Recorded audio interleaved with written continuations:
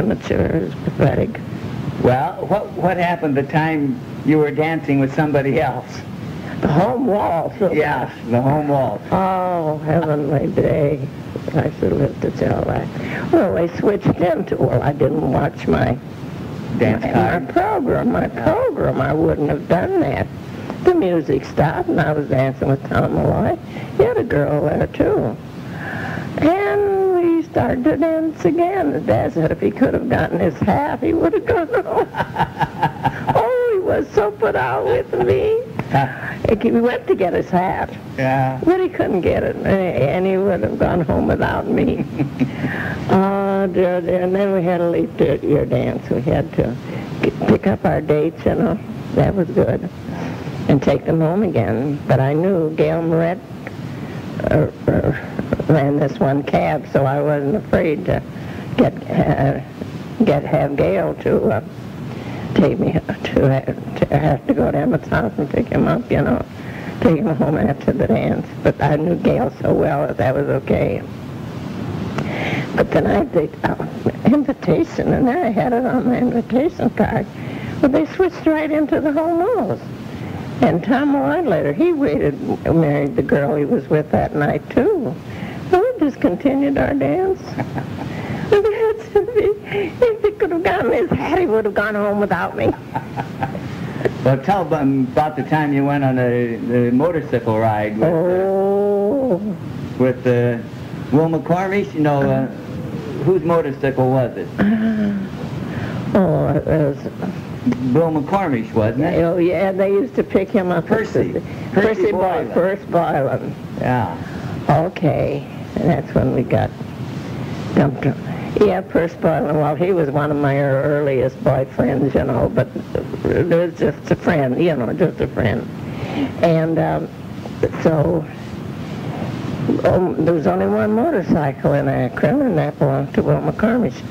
And when he had to go away on business, he'd let one of the boys, they belonged to the Oakland Club, he would let one of the boys take his motorcycle till he came home. That was fine. So this one night, Leah Clary came from Pittsburgh, Massachusetts. She was First Boylan's cousin, and she lived at Boylan's. And her sisters brought her in the store to meet me, and she wouldn't make up with anybody else but me. And then we'd go down to the picture show, and Polly Werner's estate was right up there.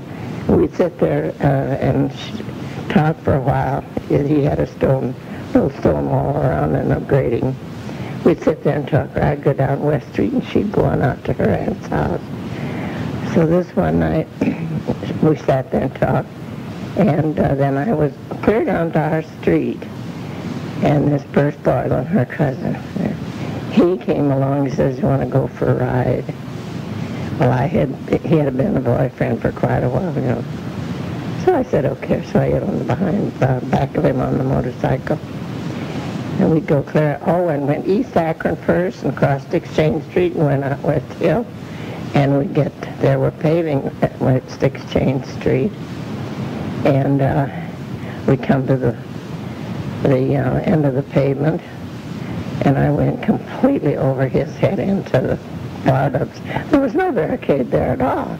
I went completely over his head and landed down in where they dug up for the paving, because nobody traveled there at night. It was only silly people. And so we both got up and laughed like two crazy nuts. And so then Mom was so worried about me because it was pretty late for that time. When I came in, and she said, "I'm surprised at you." Didn't you kneel down by your bed? She stayed down my knees, but she stood at the door. Mom stood at the door waiting for me to get up, and I stayed on my knees. I didn't get up. But can you imagine going clear over his head into that dark? They didn't have a barricade across that where there wasn't many people traveling at night like that. And I went completely over his head, and both landed in the dirt on the other side of Exchange Street. And so school. Yeah, that was good. What year did you marry Dad? 1914. 14, that's correct. That's St. correct. V's. That's correct. Yeah. We had a lovely wedding. Oh, Who lovely. married you? Monsignor Maher? Oh, I'd have to stop to figure that out. Okay. Where did you live? Where was your home after you married? Well, First home? Oh, Dad built a house out on Big Falls Avenue. Was that before you were married? Oh, well, he was building it. Yeah, we lived at McGovern's for a few weeks down at the foot of North Big Falls Avenue till the house was ready for us to move in. Dad built that, huh? Yes, he did. Yes, he did. And we lived down at McGovern's. And Who was born on Big Falls then? Bun? Bun was born on Big Falls Avenue? yeah. How about Mary? Well, see, Bernard was the first baby born at Akron General Hospital. I was there for him. He was the first baby because Brady's lived just a vacant lot, and they lived right there. Oh. See, the Brady family. So they were just with me all the time. And Chris Kennedy she worked for me in the store, and she had charge there. And she used to just keep my room supplied with everything I needed in there. She was very good to me. And so the next year I sat back in the same room. I had Mary was born at the same hospital. Yes, she was, Uh-huh. And You lived on Big Falls then by that time? yes, because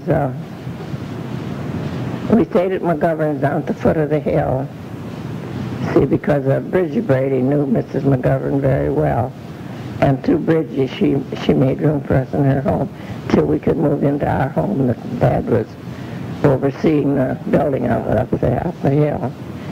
And Well, why did you move away from Big Falls? Well... Was it too far out? Well, it was very far out, but I met a young man who was selling real estate. And he came to see for one to sell a house. And we became very good friends. He'd show me the houses that were bargains, you know. And I made a lot of money on real estate. So we moved a number of times. I'd buy the house, put down payment, and sell it. I was going like a house afire.